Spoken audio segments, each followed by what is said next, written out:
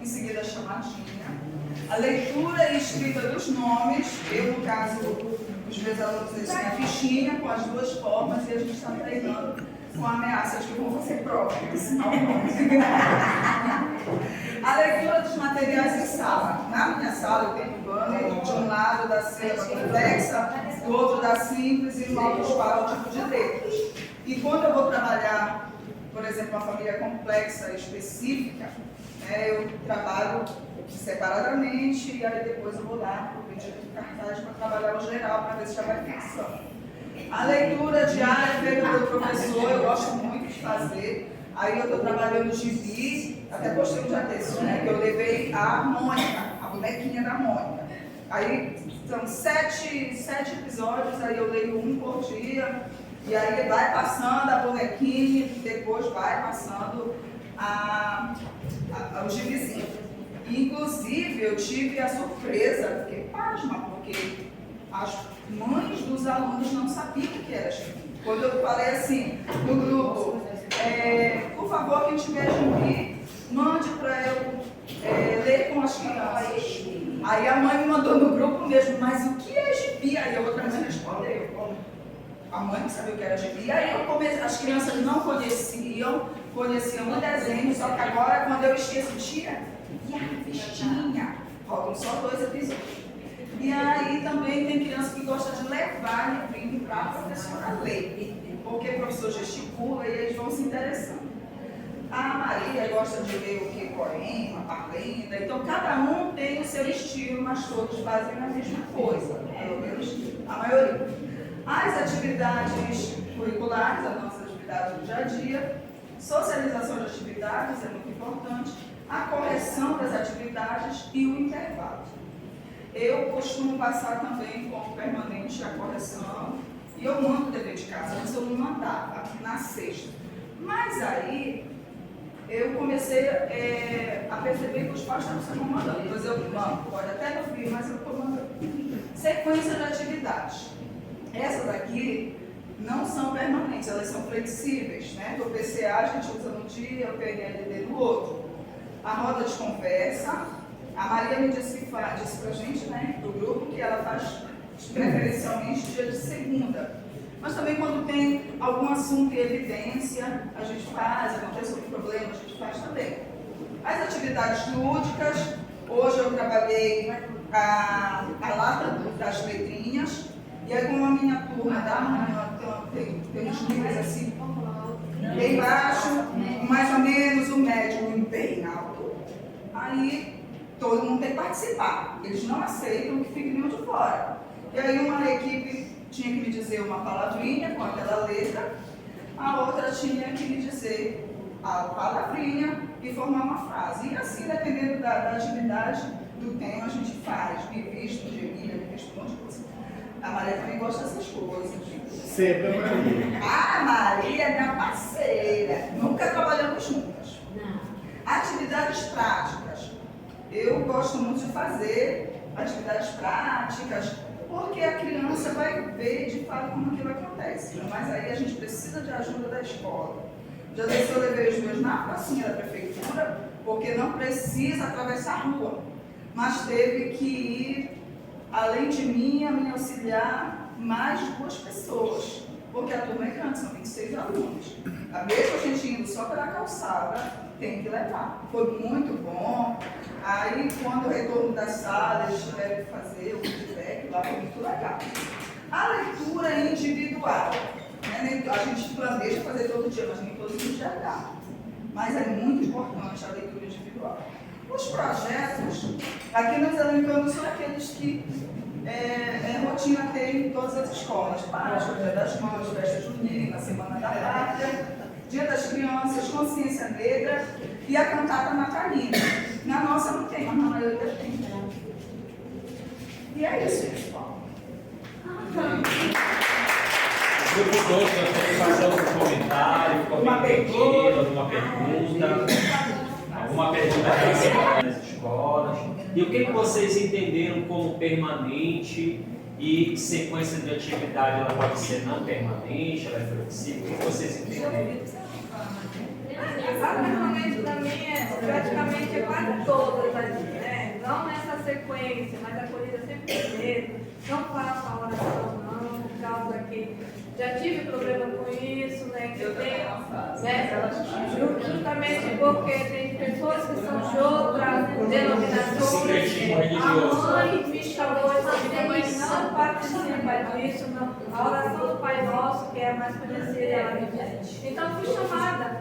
E isso me serviu para eu não estar mais fazendo a oração, né? Você vai adaptando de acordo. Você assim, a gente diz que a rotina, ela tem uma parte que é permanente. O que é permanente? É aquilo que é feito todos os dias. Tá? A comida é permanente, o intervalo é permanente, a autoavaliação ela é permanente, né? Você vai trabalhar o briga, o fechamento.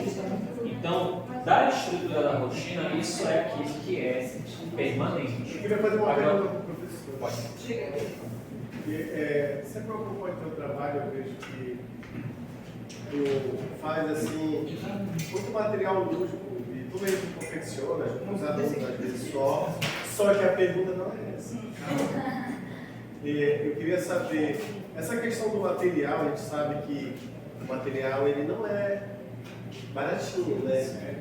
Ele é barato se tu comprar de um, mas aí se tu for fazer para 26 alunos já se torna um custo mais alto. Eu queria saber da professora se a escola ela entra com algum material ou se você tira do seu bolso, como é que você faz? O material que é meu, o individual é meu, que eu consigo trabalhar com todo, sou eu que providencio. Eu comecei isso quando nós descobrimos que o nosso filho é autista, então eu tive que produzir material para ele e esses materiais são meus. Agora, o que é do coletivo, que eu utilizo com todos os alunos, a escola não dá. A sua escola fornece? Sim. Com muito jeitinho lá com o meu diretor, ele chorando, mas é verdade. Ou eu peço para os pais, né, Gabriel? Sim. Estou aqui para confirmar. O professor ele pode usar diversas estratégias, né? A gente sabe que a escola, cada vez Porque tem assim, essa questão de que eu recursos, de percebi- limites para cada professor. O que eu percebi é que a minha auxiliar estava até comentando comigo, que às vezes o pai gasta uma fortuna num brinquedo, afrescalhado, caro, e a criança não dá a mínima importância. E faz um brinquedinho articulado, um brinquedinho simples lá que leve EVA, cartolina, alguma coisa assim, e o menino vai tão feliz, tão feliz. Eu tenho um cara, dois irmãozinhos, gente, que eles, quando a mãe dele chega, que é aula de arte, a aula foi muito legal, porque eles são bem expansivos, né? A aula foi muito legal, muito legal. Olha, apresenta o que fez. Um brinquedinho todo riscado, mas foi o que eles fizeram. E aí os pais se animam e mandam. É o prazer que ele teve de confeccionar, de meter na massa. Por isso, na minha sala tem uma atividade. Eu fiz a pergunta porque Felina, vida, tem uma resposta. quem já teve a felicidade de trabalhar no Estado e no município sabe que o Estado, na questão de gerir recursos, é diferente do município, né? As escolas do município, elas recebem diretamente da prefeitura, né? E já o Estado, ele tem lá cada escola, o seu casa escolar e tudo mais, e vê uma verba para esse material, né? E nas escolas que eu já trabalhei pelo município, é muito difícil a gente contar com esses materiais, né? O material que a gente usa no dia a dia, cartolina, EVA, cartão, entendeu? Aí, dependendo da localidade, fica até difícil dividir para os pais. Quem trabalha na beira ali, tem professores que trabalham na beira, sabe que a realidade de lá, dos alunos de lá, é totalmente diferente dos alunos daqui. Eu trabalhava aqui, né, na parte alta, e agora estou trabalhando lá. Eu já senti um choque, né? Entendeu? Quer queira ou quer não, tem É outra realidade. Né? é uma realidade diferente. Aí as escolas, elas ficam.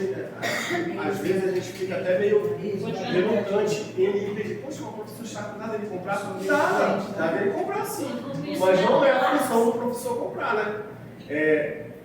Eu bato muito nessa tecla, né? Que há uma cobrança muito grande em cima do professor, e sendo que o próprio sistema ele não dá condição de trabalho.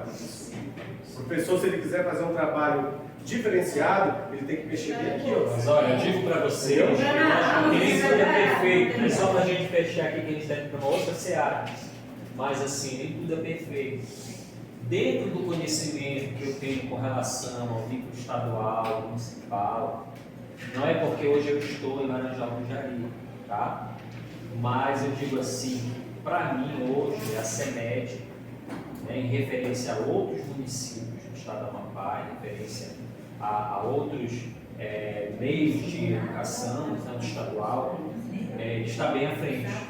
Tá? A gente dá hoje um recurso didático, lógico que não é perfeito, porque você precisa meter a mão no bolso, mas em relação a muitos outros municípios, a outras realidades, o município de Laranjal do Jari, a CEMED, ela, na medida do possível, está passando esse recurso para os professores, está dando uma estrutura melhor para os professores trabalharem, esse acompanhamento, não só material, né, físico, mas também um acompanhamento dos professores, dos formadores também, isso faz diferença no final.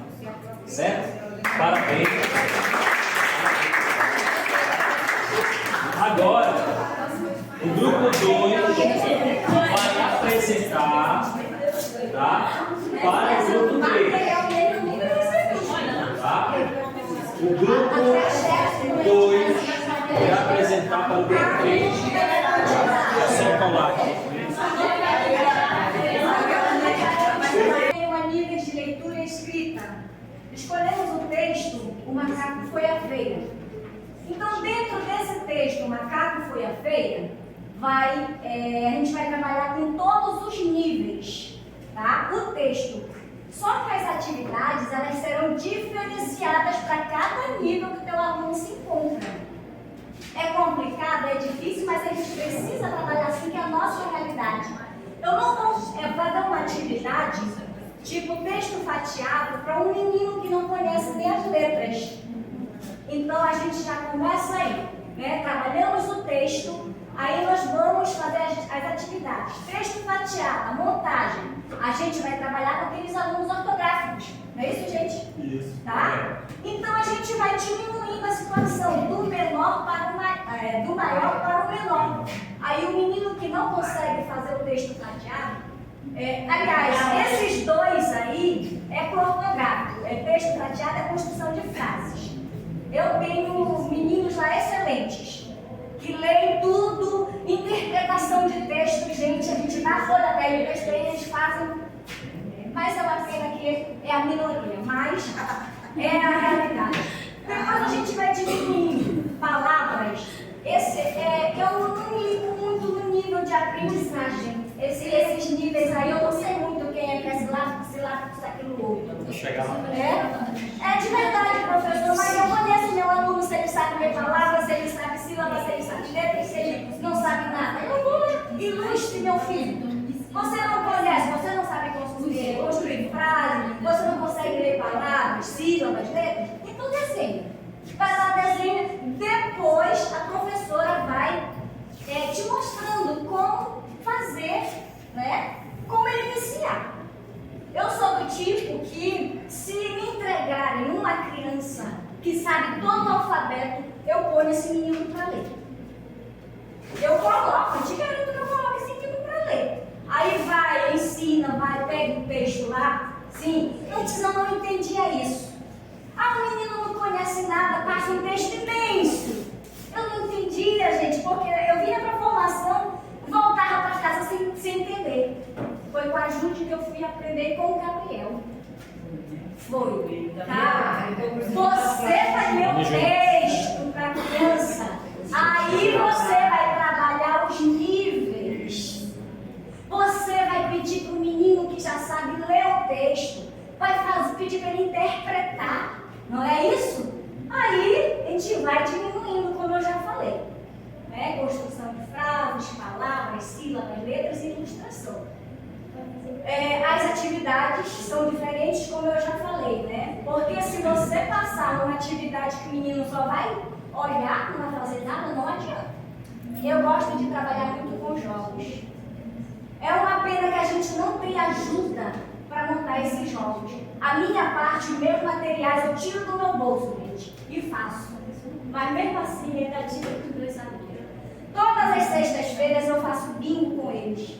Não coloco palavras, não. Eles vão escrever as palavras.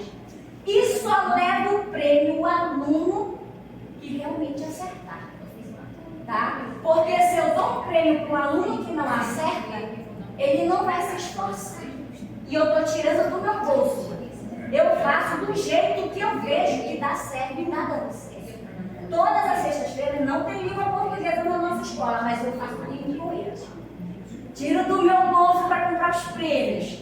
Menino não se esforçou? Não, a gente trabalha a semana todinha. Aí no dia do domingo ele chega, professora, me ajuda aqui. Eu digo, não, hoje eu não vou te ajudar. Me procura, me peça ajuda durante a semana todinha, que eu te ajudo. Hoje está dando certo. Agora, gente, eu não esqueço do que a Valdemira falou. A não ser que pedagógicos façam isso. Eu não sei mais o que fazer para os pais me ajudarem. Se você prestar atenção, os alunos que eles evoluem mais rápido, ele tem ajuda em casa também. Ah, professora, eu não sei ler, professor, isso, aquilo, outro. Poxa! Eu ofereci, teve um ano que eu ofereci aula particular grátis. A mãe não sabe ler, o pai não sabe ler, tá? Vai lá em casa, leva o menino. Falei, não. Ninguém apareceu. Passei para o pedagogo, passei para a direção, chamaram, terminou o ano e a mãe não apareceu? Isso é revoltante. Isso é revoltante, gente. Frustrante. E quando chegava o ano, gente, né? Terminava o ano, eu vi aquele menino aprender. A culpa foi minha. Eu ficava assim, a culpa foi minha. Mas hoje em dia eu não tenho. Então você percebe que todas essas interferências, né, elas interferem no nível de leitura, no nível de escrita alfabética. Então a professora, o que ela está relatando é essa importância, né, de você como professor saber conduzir cada situação. Você sabe que muitas vezes a criança ela precisa de estímulo, e o estímulo que ela não encontra em casa, com a família, muitas vezes você, professor, é a única esperança para que essa criança ela seja estimulada e ela possa se desenvolver dentro do processo de aprendizagem, do sistema de escrita alfabética. Eu tive uma coisa comigo, há uns 2 anos atrás eu ainda tive. Se o pai não quer nada, eu, professor, vou querer. O pai não está nem aí pro filho dele, eu? Só que eu vejo diferente agora. Se ele não tem em casa, então sou eu que tenho A única que fazer esperança. a diferença. E nós temos um juramento, né, como professor, né, Sou assim como eu que médico, tenho que fazer a né, diferença. outros profissionais, nós temos um juramento. E realmente a educação hoje ela é um sacerdócio. Não é para quem quer ser professor, para quem realmente arregaça as mangas, veste a camisa, né? Porque hoje o professor ele é um pouco de psicólogo, um pouco de pai, né? É um pouco de tudo. Então, professora, realmente esse estímulo ele é muito importante dentro do sistema de escrita alfabética. Agora, para finalizar, por conta do tempo realmente que é muito escasso, vocês têm uma atividade, né, professor? A gente tem só para entender, a atividade da lei, só para entender mais ou menos como é que se dá os níveis de leitura e escrita. Porque quando a professora falou lá, eu não sei classificar meu aluno, né, dentro dos níveis. O pré-silábico, a gente pegou aqui um exemplo da palavra macaco. E aí, para um aluno escrever, e aí saíram esses tipos de grafia aí, né? Uma garatuja, né? E aí então, pegando aqui, vai classificar ele, olha. O pré-silábico, ele tem vários níveis, né? E 6 níveis. E o inicial é esse, o nível 1. Olha só a palavra macaco. Para o aluno é macaco, né? Para ele, na cabeça dele é macaco. Já o pré-silábico do nível 2, ele já consegue colocar as letras que ele já aprendeu, né? Embora não tenha valor sonoro, né? E o silábico sem valor sonoro, ele só acrescenta mais letras. Mas ainda a gente não consegue ver som, né? Quando eu chego no silábico sonoro, eu já consigo tirar o som das letras dele. Só que aí, o mais interessante é quando chega nesse nível aqui, que é o silábico alfabético. Tá? Quando ele chega lá no alfabético, eu brincando aqui com as meninas, eu disse, será que esse aluno errou aqui? Para mim, ele acertou. As 3 formas estão certas. Embora a língua portuguesa ela obedeça as regras ortográficas. Isso, tá?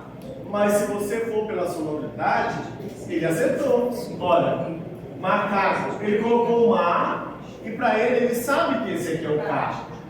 E deu um som, né? Graficamente não está certo, mas foneticamente faz sentido. Mas se você for pela sonoridade, está certo, né? Correto. Aqui, quando ele chega aqui, ele consegue quase até o final, né? Mas aí ortograficamente também está incorreto. E aí depois de tanto se trabalhar os níveis e tudo mais, ele consegue chegar aqui no ortográfico, tá? Que é o alfabeto ortográfico. E a palavra macaco saiu corretamente. Só uma pergunta, professor. Com relação a esses níveis de leitura, daqui a pouquinho nós vamos falar sobre a consciência fonológica. E eu já aproveito invertendo um pouquinho a pergunta aqui para o grupo 3. Já aproveitando aqui porque você percebe que o nível de leitura ele está intrinsecamente ligado com a consciência fonológica. Tá? Qual seria o nível do sistema de escrita alfabética, você está perguntando para o grupo 3, onde nasce o primeiro passo do processo da consciência fonológica, dentro dessa organização aí dos níveis de escrita? Onde é que está o primeiro passo para os dois? Já que vocês estão falando eu vou classificar bem aqui, quando começa a sair som. Quando começa a sair som, eu acho que ele já está formando. Aí ele sai só as vogais, né? Porque aqui, quando você tem valor sonoro, para mim, né? Mas está correto, professor. É isso mesmo. Isso, quando começa a sair som. Tá? Essa tem som. É um sílabo sonoro. O que é importante, tanto para o grupo 2 como para o grupo 3, vocês perceberem esse insight, né? Esse momento onde o aluno ele consegue fazer essa percepção da ligação entre a fonética, né, e a escrita. Tá? É nesse momento. Juntos, né? Correto. Um estimula. Não tem como a criança se desenvolver no sistema de escrita alfabética e não se desenvolver na consciência fonológica e na fluência. Tá? Um trabalha para o desenvolvimento do outro. Pois é, pessoal. Espero que a gente tenha atendido. Ficou claro para o grupo 3? Alguma pergunta do grupo 3 para o grupo 2? Ok? Muito obrigado, excelente apresentação. Agora, o grupo 3 vai apresentar para o grupo 1. Aqui é o meu grupo aqui, só que meio tipo, mas ele tem muito. Tem muito conhecimento aí, né? Então é aqui que a gente tem que aprender, gente. A pessoa chega para um seminário de fora e chama nós aqui. Muita coisa boa dentro de vocês. Eu não tenho muito conhecimento, não. É só olhar na parede,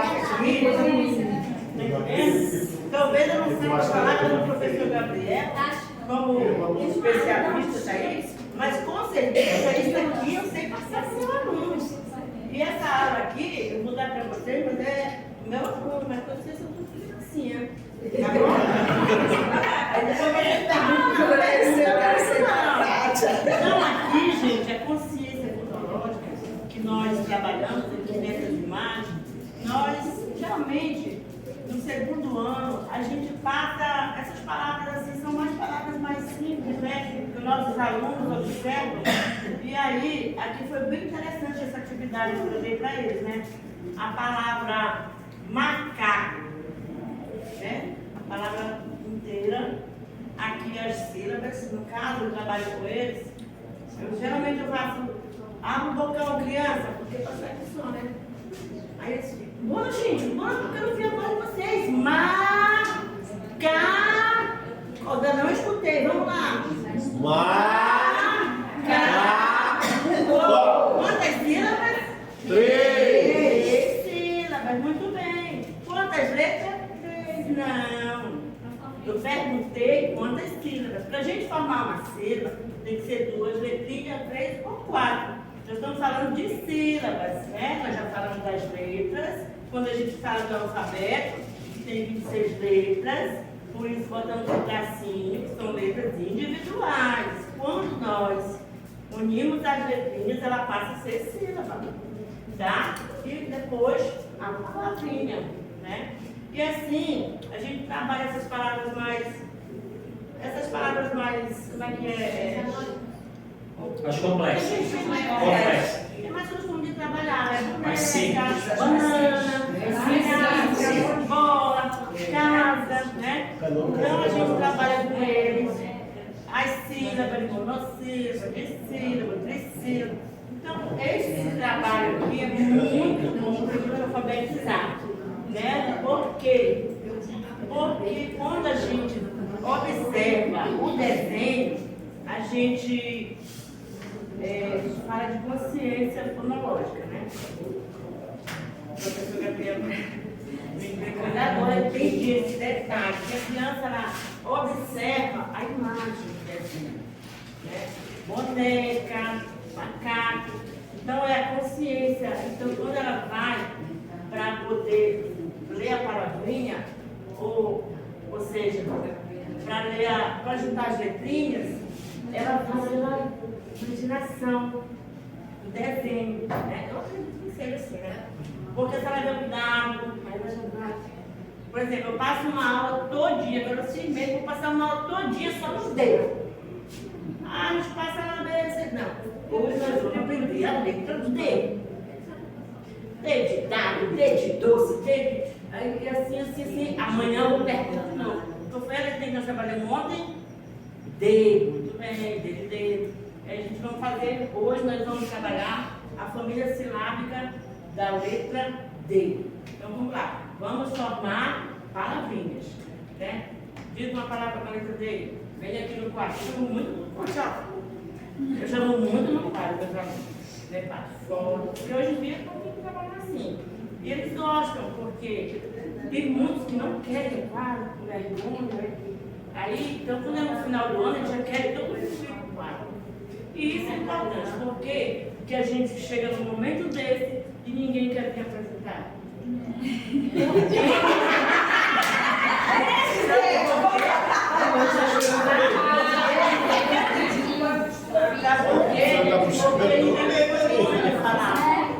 Não importa, até sabe falar, falar melhor do que eu, mas porque não foi trabalhado com vocês. Então, vocês precisam se cantar. Vocês precisam, criança? Não. Vamos lá, quando chegam lá, eu tô lá. Hoje nós trabalhamos tabuada. Tá fera no celular, Kátia? Demais, tá cheio, eu tava precisando de outro. Aí eu chamo as crianças, vamos lá, coloco quatro jeitinho aqui. Geralmente as imagens que eu coloco, é mais fácil, quando você desenha, eu desenho um gato, faço 2 voltas, assim. Tia, esse desenho tá muito, eu faço melhor, então bem fácil. Então assim, a gente vai trabalhando, eles vão quadro, né? E eu chamo eles, a gente vai aprendendo com eles. Tia, assim, fazer um gato deitado. Tá vendo? Deitado. Então vem. Então assim, eles gostam de oportunidade, né? Uns não querem vir e os outros já querem. Agora, professora Kátia, só uma observação bem importante para que nós não possamos perder aí o fio da meada, né? Quando você fala, por exemplo, na questão de chamar a criança no quadro para trabalhar a letrinha D, né? D de dado, D de dedo. E aí você trabalha da letrinha D para a sílaba, né? E da sílaba para a palavra, e da palavra para a frase, e da frase para o texto. Eu não estou invertendo o processo. Porque o que eu preciso, por exemplo, só uma dica para vocês, tá? Eu posso chamar a criança do quadro para trabalhar a letrinha D, logicamente que a maioria das crianças tem dificuldade no ensino hoje, como nós percebemos no próprio sistema de escrita alfabética, que nós verificamos antes, as crianças têm dificuldade. Às vezes elas estão num nível de escrita, ou num nível de leitura bem abaixo do que precisaria.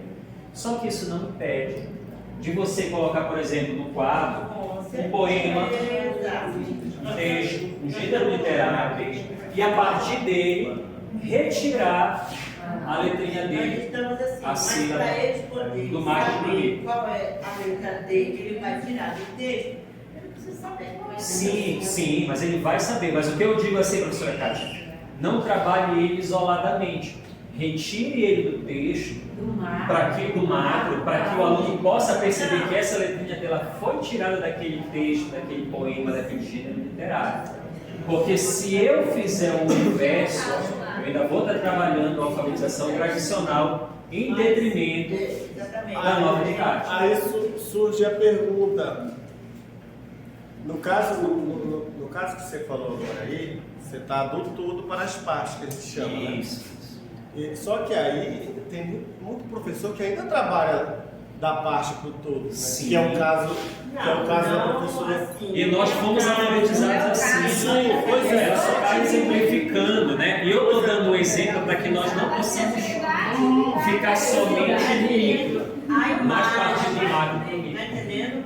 A imagem. Esse Quando se fala em consciência fonológica, a criança está observando a imagem Tem relacionamento para poder ter Relacionamento. um relacionamento com a palavra. E professora, deixa eu ajudar, deixa eu tentar ajudar na questão fonológica. Pode falar, pode falar. Só rapidinho aqui, deixa eu ver aqui.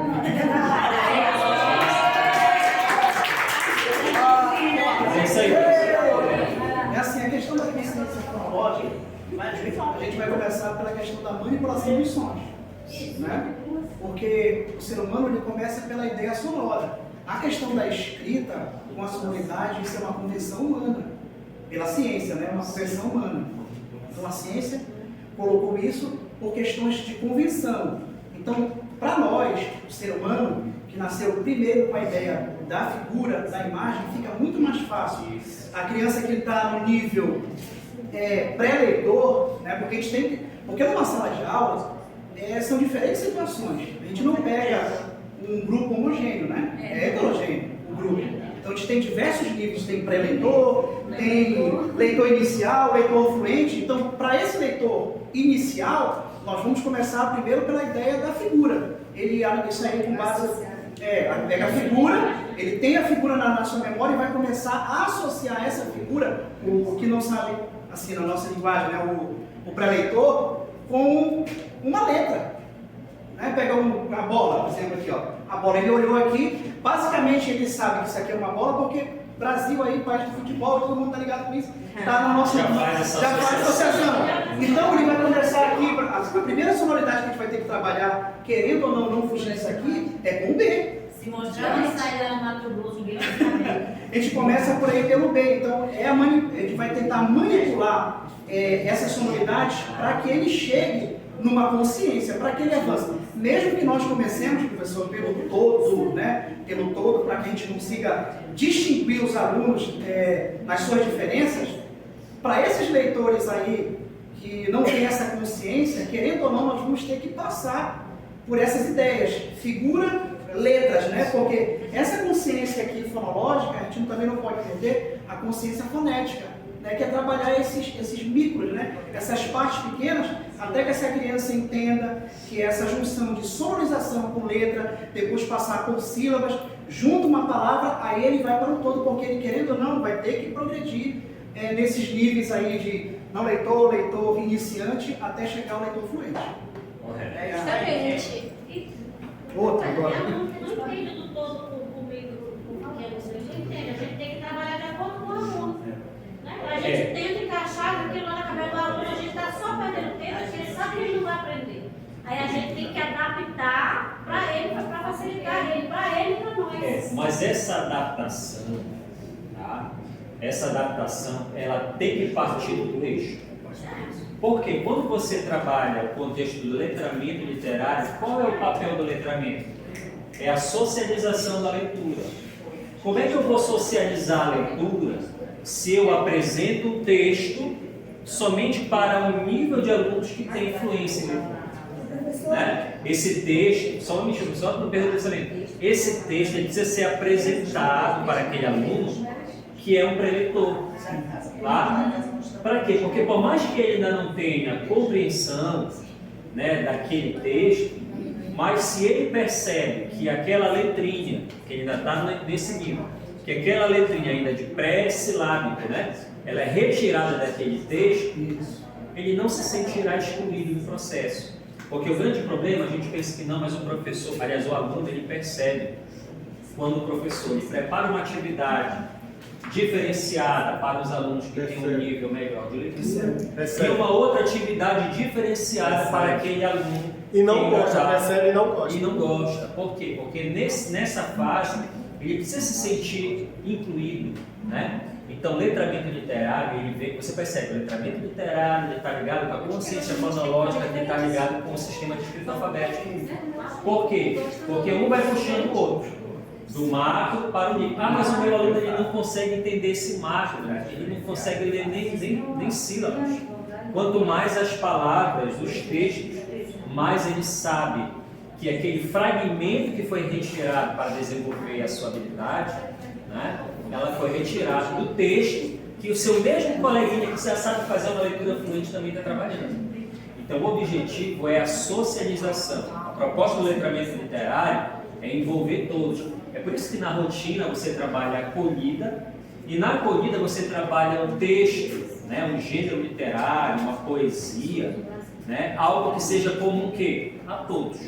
Porque o aluno, para que ele se desenvolva nesse processo, ele precisa se sentir incluído.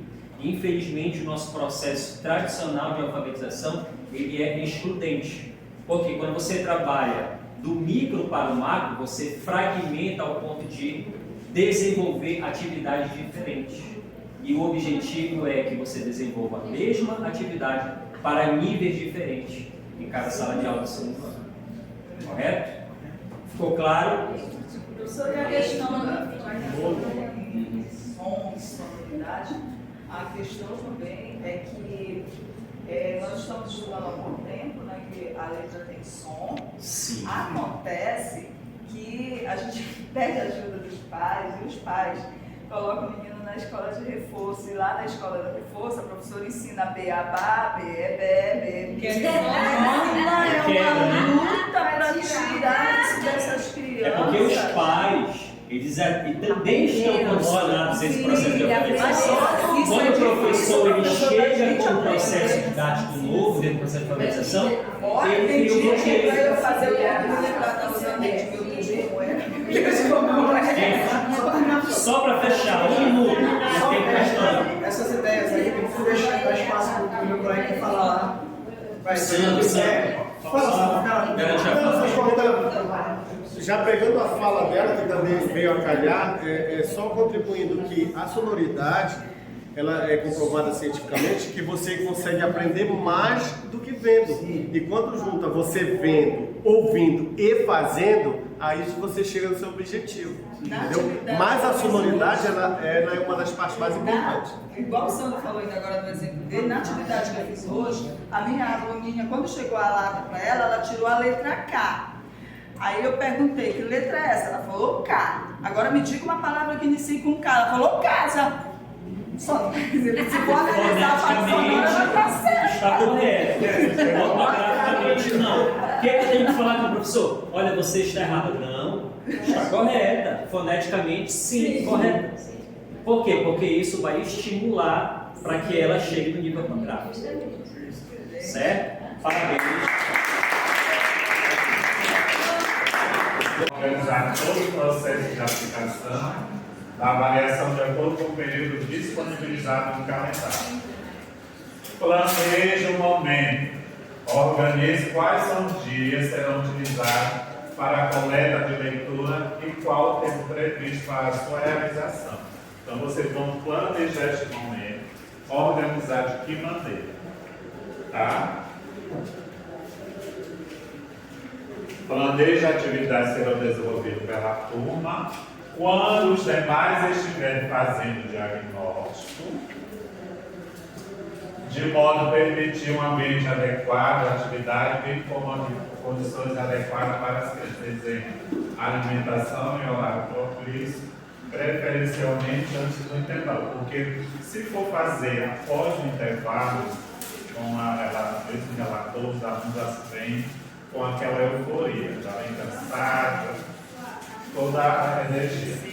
Após selecionar os grupos de estudantes por dia de aplicação, o professor apresentará a cada aluno de instrumento de avaliação de leitura na seguinte sequência. Primeiro você vai apresentar o texto. Ele não leu, você vai passar para frases. Ele não conseguiu, apresente as palavras. Se ele não conseguiu as palavras, sílabas. E por fim, as letras. A avaliação oral deve ser feita na sala de aula, chamando um aluno de cada vez. Aí você vai se organizar. Aí eu vou fazer na quarta-feira. Quarta-feira eu vou fazer com o João, Francisca, a Maria e a Paula. No outro dia eu vou organizar outra turma para poder fazer essa aplicação dessa diagnóstica com os alunos. A avaliação, é importante salientar que o resultado só terá confiabilidade se o texto for desconhecido pela criança. Vocês não vão colocar um texto que ele já sabe da vivência dele. Tá? Tem que ser um texto diferente. Passo a passo da aplicação. Primeiro passo, vocês vão apresentar para o aluno um texto. É uma cartela do texto, o professor percebe se o aluno é fluente ou não. Segundo passo, as frases. O aluno não conseguindo ler o texto, o professor apresenta a cartela de frases. Terceiro passo, palavras. O aluno não conseguindo ler a cartela de frases, o professor apresenta de palavras. Quarto passo, a de sílabas. Ele não conseguiu ler as palavras, aí você apresenta a cartela de sílabas. O quinto passo, ele não conseguiu ler as sílabas, você apresenta as letras. Tá? Aí nessa cartilha tem tudo. E aqui vocês têm, está muito pequeno, leitor fluente, sem fluência, leitor de frase, leitor de palavras, leitor de sílaba, não leitor. Aí você vai ter mais à frente o gráfico, como é que vocês vão perceber. E o que vem após a avaliação? Depois da avaliação, para consolidar os resultados da avaliação na planilha de acompanhamento, é encaminhar. Vocês vão encaminhar para o gestor de vocês, ou o coordenador pedagógico, porque os coordenadores e os diretores vão ser orientados. Gestor escolar, o coordenador, consolida os resultados da escola e encaminha para o coordenador do programa. Quem é o coordenador do programa municipal? É a professora Judinete. É ela que vai pegar, vai fazer a coleta dos dados do município e vai enviar para a Macapá. Usar as planilhas de resultados para monitorar de perto o processo de capacidade de leitura de cada aluno e garantir intervenções que tenham impacto pretendido. Elaborar instrumentos visuais que permitem esse acompanhamento sistemático em sala de aula, na escola e na rede de ensino. Depois que você preencher essa planilha, aí você vai fazer de novo. Não, essa semana eu vou fazer novamente para verificar como é que está o andamento do nível de escrita, de leitura do meu aluno. Se ele progrediu, ou se ele estagnou, ou se ele está no pré-leitor e já está no leitor iniciante, e assim sucessivamente. Aqui é essa planilha. Tá? Você vai colocar os dados da escola, a turma, o município, o período de realização, o seu nome. E colocar em ordem alfabética o nome dos seus alunos. Essa aqui eu vou disponibilizar, porque agora tudo é tecnológico, colocar lá em Word para vocês só digitar, só marcar. Mas como é que eu vou fazer esse levantamento? Eu vou ter que marcar com o X todos os quadros. Eu tenho lá Maria da Conceição Nascimento. Eu fiz a leitura com ela, mas eu detectei que ela é uma aluna leitor fluente. Já Maria de Jesus, ela não é leitor. Então, cada aluno vai ter esse livro que você vai fazer a leitura com ele, apresentando os textos, as palavras, as frases, as sílabas. Porque antes a gente começava pela letra, começava pela sílaba, tem o inverso, agora é do macro para o meio. Tá? Então tem esta, a ficha de avaliação que vocês irão preencher. E aqui tem como é que você vai fazer cada nível. Leitor de texto com fluência, sem fluência, de frase, de palavra, leitor de sílaba, não leitor. E agora, como fazer o diagnóstico? Aí tem todos os passos que você irá seguir, tá? Aí, por fim, vocês vão criar o leiturômetro de vocês. Eu tenho aqui o leiturômetro.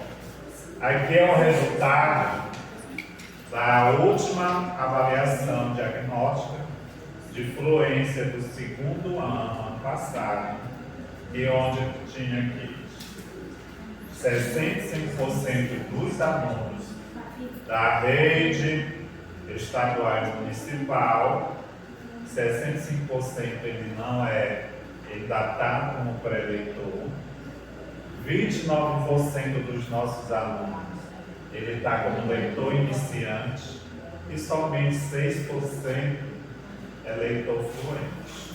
E o segundo ano? Segundo ano. Neste ano que vai definir esse ano, é o É o primeiro ano.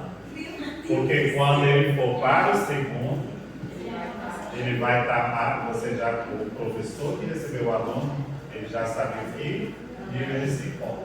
Mas o aluno do primeiro ano vai fazer essa avaliação diagnóstica e do segundo ano também. Certo? Então aqui é o leiturômetro. Em sala de aula mostrando onde pretende que todos estejam sem hackear ou categorizar alunos, mas apresentando onde todos devem chegar.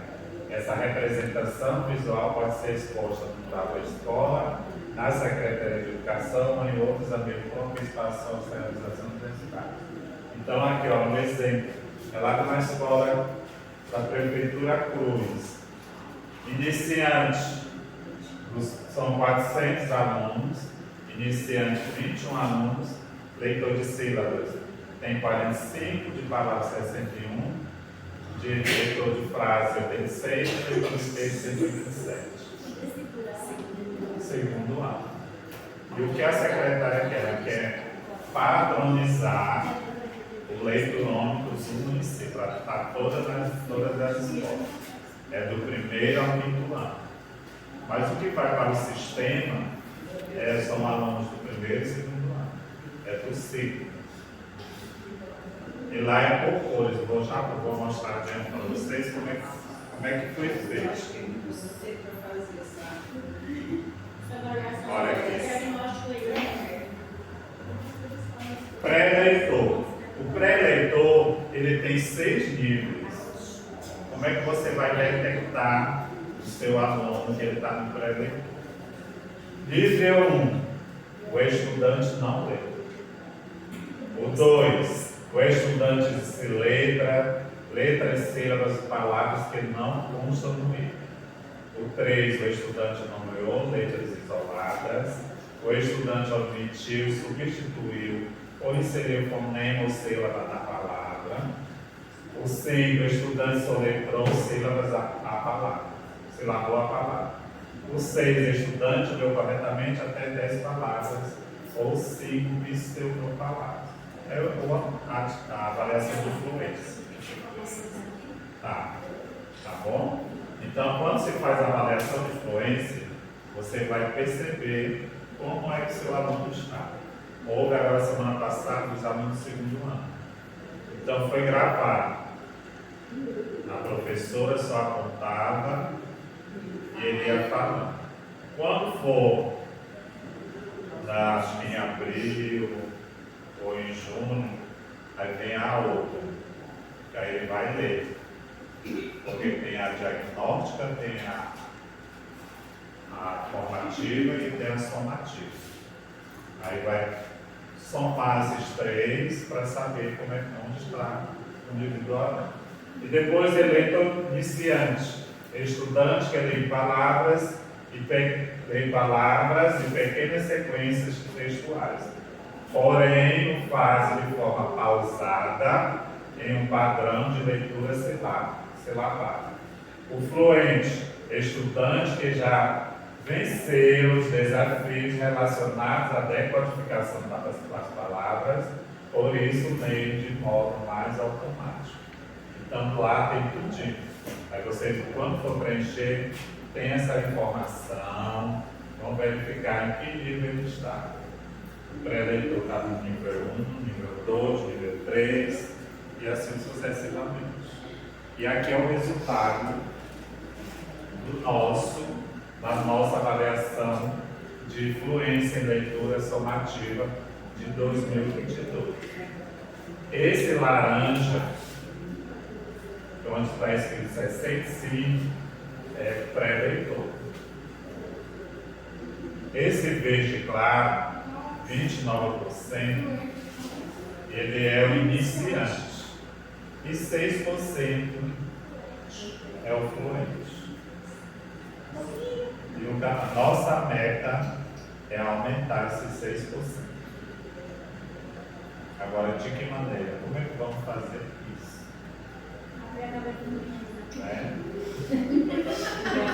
Dessa maneira que faz. E aqui são as porcentagens de todos os alunos. Hoje tiveram já no ano passado, eles estão melhores. Esse grupo aí foi prejudicado. Sim, este ano vai ser muito melhor. Com certeza. Olha, e como são essas avaliações que vão acontecer? Essas são as avaliações externas. A de fluência, abril, setembro e novembro. Se espalha. Não, não faz essa data. Mas eu escrevo lá, tá? Se espalhar acontece em novembro e o SAEB acontece em outubro. Aí nesse percurso nós vamos ter a avaliação do programa. Assim que o MEC liberar, vocês serão avisadas para poder se organizar. Meu muito obrigado, né? Mas calma agora, bem? Agora vamos para o sorteio. Eu ia fazer um bingo, mas o bingo vai demorar. Não? Quer bingo?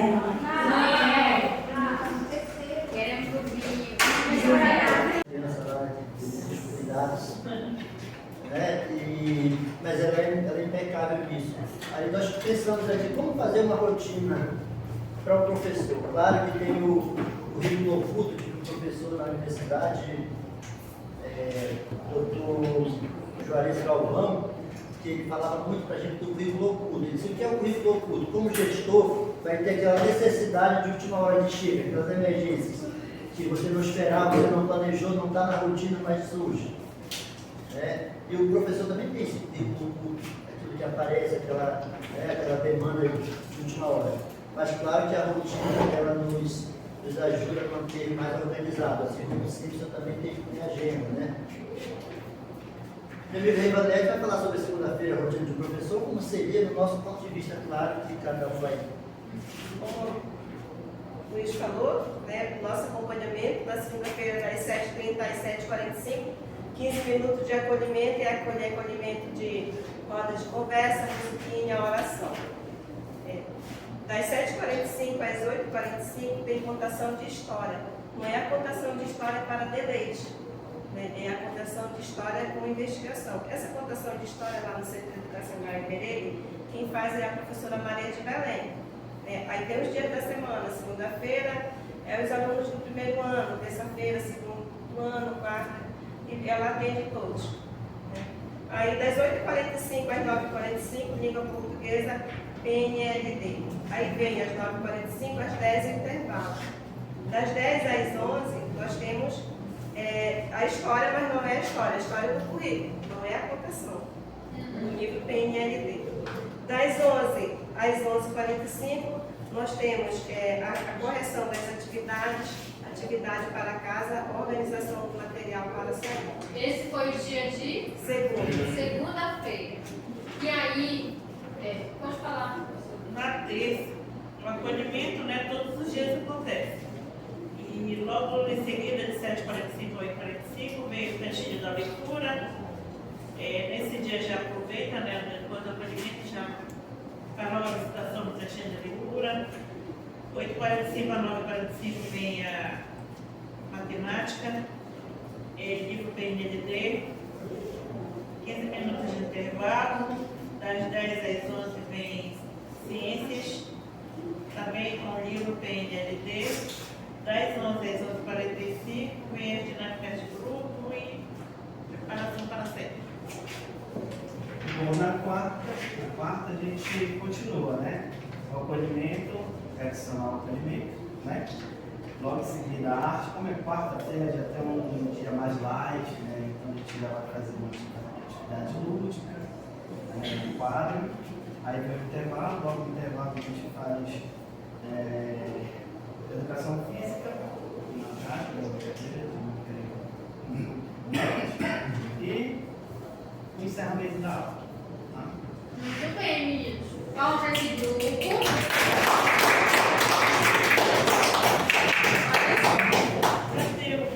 Deixa eu dizer uma coisa para vocês. Vocês perceberam? Luiz, obrigada. Eu vou. Deixa eu ver se eles fizeram diferente, eles fizeram uma rotina da sala de aula e vocês perceberam que eles tentaram, nesses 3 dias que eles apresentaram, colocar aquilo que a criança tem, porque o primeiro ao 5º ano não está como vocês estão divididos. Primeiro horário é geografia, segundo é história, né? A gente não tem isso do primeiro ao 5º, mas a gente precisa ter uma rotina. A sua escola precisa ter uma rotina. Onde vai ser esse? Não, eu digo assim, não tem horário lá na parede? Horário de aula. Tem, não tem, mas eu estou falando que não tem assim colocando. A gente ainda não conseguiu, pelas escolas que eu passei, a gente ainda não conseguiu colocar assim. Primeiro horário é o acolhimento, beleza? Aí depois vai ter a língua portuguesa, vai ter os componentes curriculares. Qual é o momento que vai ter o jogo? Qual é o momento que ele vai para a quadra? Vocês têm? Tem. Tem. Todas as escolas só têm rotina. A maior parte das escolas que eu aceitei no horário.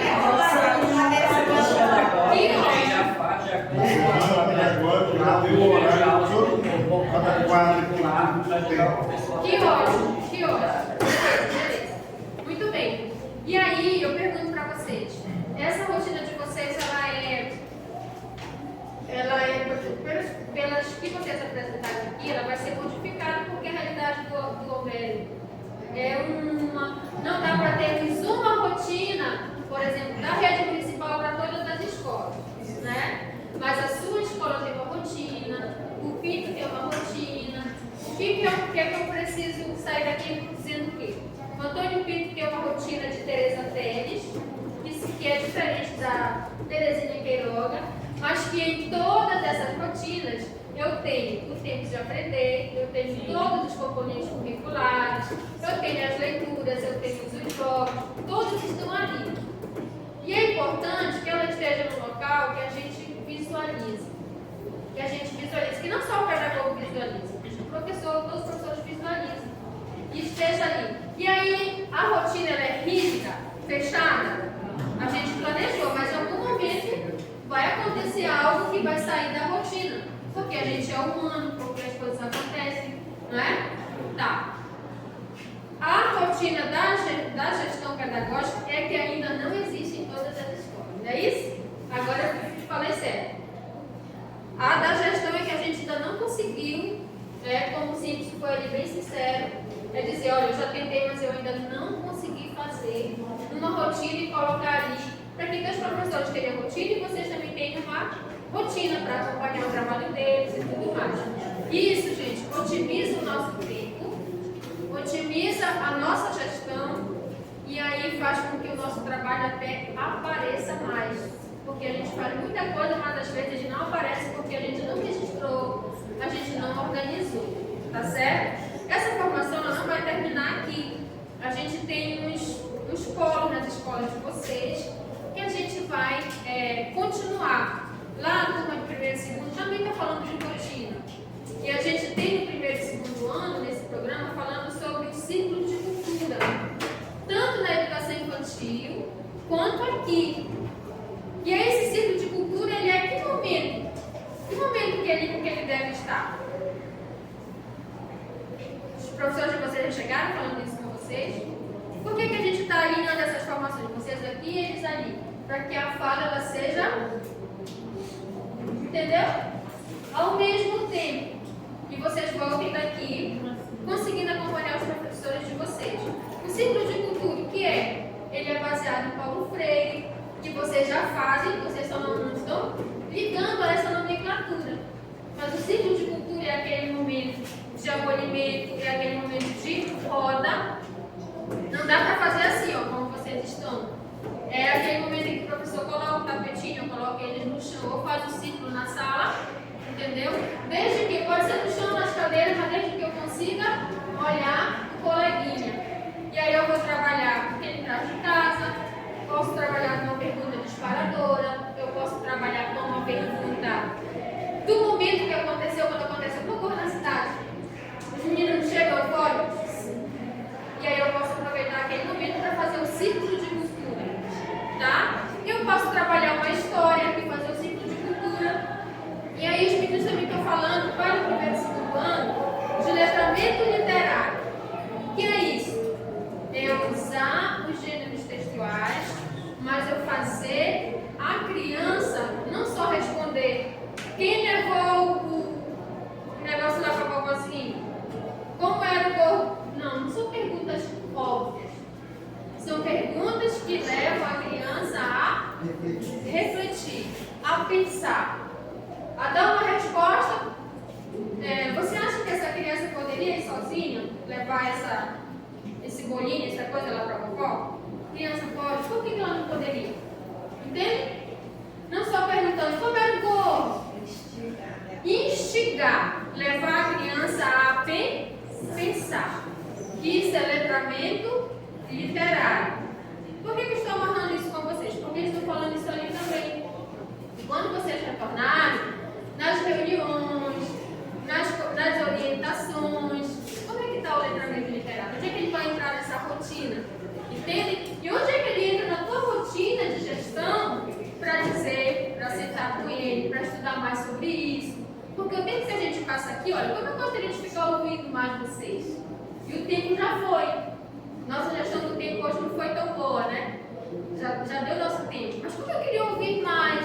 É bom, a gente passa tanto tempo sem se encontrar. Aí a gente vai lá na escola, mas o tempo é tão pequeno, né? Chegou lá, é 1 hora, 1h30. A gente tem mais alguns momentos para estar com vocês nos polos. Que são, ou agrupar ali, por exemplo, Santa Lúcia e Nazaré Mineiro, que é pertinho ali. Dá para fazer um trabalho com as duas escolas. Aí eu vou lá na Zélia, posso juntar ali, Vinha, cadê? A Paulo Freire ainda estiver ali pertinho, né? A gente pode fazer um trabalho com esse grupo lá. Então nós vamos lá para ajudá-los no letramento literário, no ciclo de cultura, quer seja para fazer esse planejar junto, mas a rotina que a gente faz com os professores, e tudo que eles fazem, ela precisa ser coletiva. Né? E aí não pode ser uma rotina para cada sala de aula, entende? Porque olha só, já imaginou a rotina da Mariane lá da Zélia? A rotina dela é essa. Já a rotina, me diz não de uma outra professora. A rotina da Sônia já é outra. Na segunda-feira. E da outra professora já é outra. Imagine que no primeiro momento aqui, da ciclo de cultura, essa outra aqui no primeiro momento já vai para a quadra. Essa outra aqui já vai para o cantinho não sei da onde. Só se o pedagogo tivesse um pedagogo para cada turma dessa. Entende? Então a rotina ela precisa ser dialogada para ser nesse primeiro momento. Eu vou lá na escola do Mário. Mas me manda tua rotina aí. Ô Mário, me tua rotina. Aí na terça-feira, após o intervalo, a escola do Homero está trabalhando o livro do programa Criança Alfabetizada. Aí eu quero ir nesse tempo aqui, porque eu sei que agora estou trabalhando esse material. Aí eu posso chegar lá, né, dar uma passeada, uma olhada, como o Mai faz, e colher algumas informações para ajudá-los, como coordenadora, com os meninos da formação. Aí eu olho, o Mai, na quarta-feira, a escola dele está fazendo isso aqui no horário de 10 às 11 horas. Entende? E toda a escola do Mai está trabalhando aquilo naquele momento. Entende, Mai? Porque se você colocar para cada sala de aula uma rotina, não tem um pedagogo para cada sala de aula. E um pedagogo, ele precisa... Aí já imaginou quem vai para a quadra, quais são os materiais, quem vai ajudar para ir para a quadra? Aí vai. Aí a outra está fazendo ciclo de cultura. Ela precisava de um material X para esse ciclo de cultura. A outra está fazendo outra coisa. Aí vai ser uma confusão para o pedagogo. Então a rotina, concorda, professor Antônio Pinto? A rotina ela precisa ser dialogada com os teus professores. E aí, o que nós vamos fazer nesse primeiro ciclo de cultura em todas as salas? Beleza. No segundo momento é o quê? Aí no terceiro é o quê? Entendeu? Que momento é melhor para se colocar os jogos? Que momento é melhor para a gente fazer atividade de matemática, de leitura, né? E por aí. Vamos jogar o bingo? Vamos lá? Antes do bingo, Júlia, eu queria fazer uma pequena reflexão de parte dos diretores que estão aqui. E aí eu queria falar exclusivamente a diretores, né? Diretora Manores, Nena, diretor Luiz, que está aqui, Maricone, Cício, Vero, Nathalie. Vocês estão vendo que logo no início do ano, o teor da programação da formação. Nós precisamos que você, diretor, segure o leme do celular. Porque tudo isso que está sendo planejado aqui não é a primeira vez que vocês estão ouvindo. Né, Luiz? Né, Cício? Não é. Não é a primeira vez também que a gente reflete sobre tudo isso. E tem uma colega que está lá na CEMED, de alguns anos, e ela fala assim: secretária, eu estava aqui em 2000 e não sei quanto, e esses mesmos problemas. Não é? Ela fica relembrando. O Mai já foi secretário. Também sabe que os problemas eles mudam de interesse, de intensidade, mas permanecem. Aonde está a mudança? No nosso fazer profissional. 2023 não é ano mais para a gente ensaiar. Não. Não é ano para a gente tentar. Agora é ano para fazer. A senhora Judinete está aqui. Eu sou muito grata pelo esforço dela, a dedicação dela para o programa. Ela está aqui com uma muleta, se apoiando para estar passando assessoramento para vocês. Essa empolgação nas duas salas aqui, tem dois formadores empolgadíssimos. Pior que eles estão muito mais empolgados. Estão muito empolgados ali trabalhando no primeiro e segundo ano. Mas você tem que olhar todos os anos da sua escola. E você, gestor, precisa ajudar o seu pedagogo para implementar educação e educação de qualidade. Todos os vícios que o Mai falou bem aqui não são de hoje, mas precisam ser corrigidos com técnica, com trabalho, com profissionalismo, com planejamento. Quando a professora Judy pergunta que escola tem a rotina colocada, a agenda não conta. A agenda é pessoal. Colocar, definir, alinhar, ou vai ser uma agenda arrumadinha, ou vai ser um quadro de aviso lá distribuído, mas para as pessoas saberem que você está distribuído, que você está inteiro, você precisa fazer. Porque eu também me perco quando eu vou às escolas. Eu chego às escolas, é de surpresa, é de propósito. E eu chego nas escolas e eu encontro disparidades. Diretor ausente é barco sem comandante. E eu tenho escola que os diretores são extremamente ausentes. Pedagogo ausente também é barco sem direção, porque o diretor precisa do pedagogo. O pedagogo precisa também do diretor. E o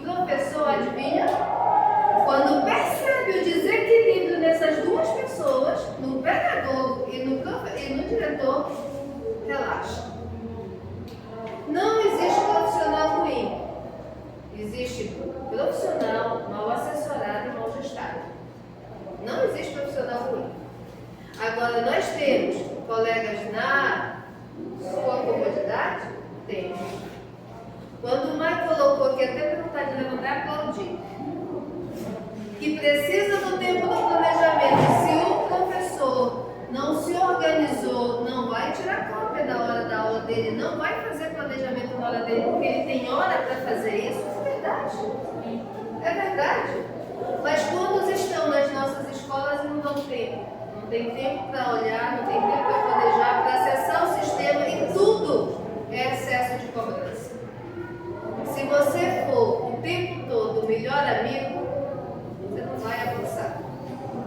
O melhor amigo não é aquele chefe que só bate na tua costa. O chefe bom é aquele que te orienta, que te chama, que te norteia. Quando naquele grupo apareceu bem aqui a roda de conversa, o momento de formação, maravilhada eu fiquei. Pedagogo da formação dentro da escola. Quando você tem uma rotina e você passou na escola e você sabe as fragilidades, você já sabe, o professor que não planeja, o professor que faz, já sabe. São temas para momentos formativos. Não precisa falar nome. Quando você faz sequencialmente momentos de formação para planejamento, a pessoa vai criando hábito, porque o ProESC é a nossa maior mostra de resistência no planejamento. Ah, é horário, o professor só chega atrasado. Vamos colocar esse momento de estudo. Porque eu posso dizer que o Maia é muito chato, mas quando eu pego uma literatura e estou aqui alinhando com o meu pedagogo, não é o meu pedagogo. É a literatura, é a política educacional que está comandando isso. É o meu fazer. Então não é o primeiro momento, mas a gente precisa, que hoje, que é o último dia presencial aqui com vocês, que isso não fique só nas horas dedicadas e compartilhadas. Mas querendo, apesar do cansaço, que a partir de amanhã isso esteja na dinâmica de atividades de vocês, que os professores percebam. Na próxima semana, nós vamos ter na Secretaria formação em educação financeira. Não é educação empreendedora, é educação financeira. É importantíssimo que vocês identifiquem na escola quem é aquele teu colega que vive argolado, que vive pendurado no vale.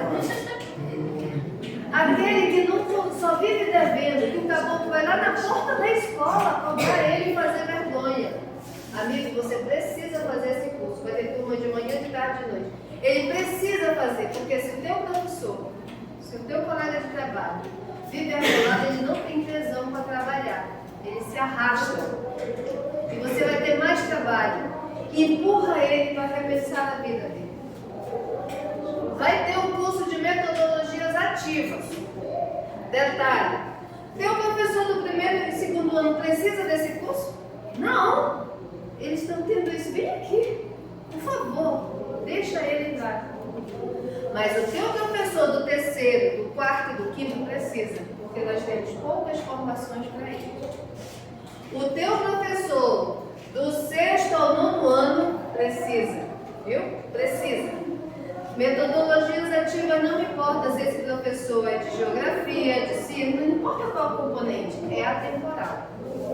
Porque se a gente não envolve os nossos profissionais em momentos formativos, nós vamos ficar dando murro em ponta de faca no mundo da prática pedagógica.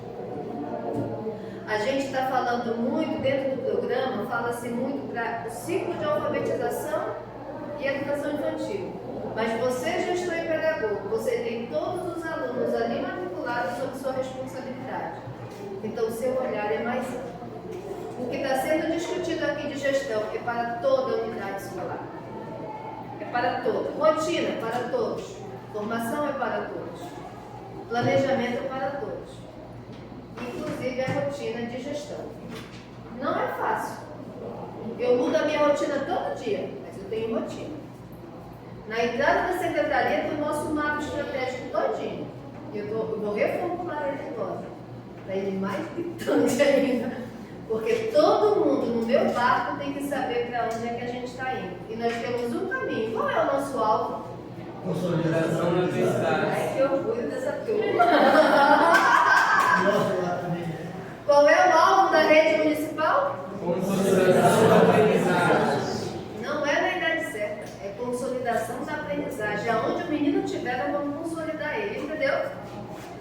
sua escola todo mundo tem que saber. Então nós vamos trabalhar isso de forma muito unificada. Noêmia tem agenda com vocês, Judilete vai montar agenda com vocês na extensão do curso.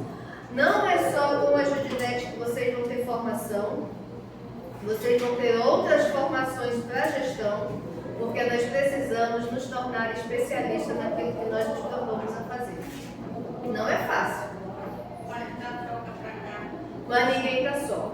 Estou falando do curso de metodologias ativas porque muitos professores o diretor recebeu o quantitativo de vagas, e aí eu não posso deixar o professor que está aqui essa semana vindo em formação, mais outra formação, porque não vai ser delicioso para ele. Ele já está tendo essa experiência aqui.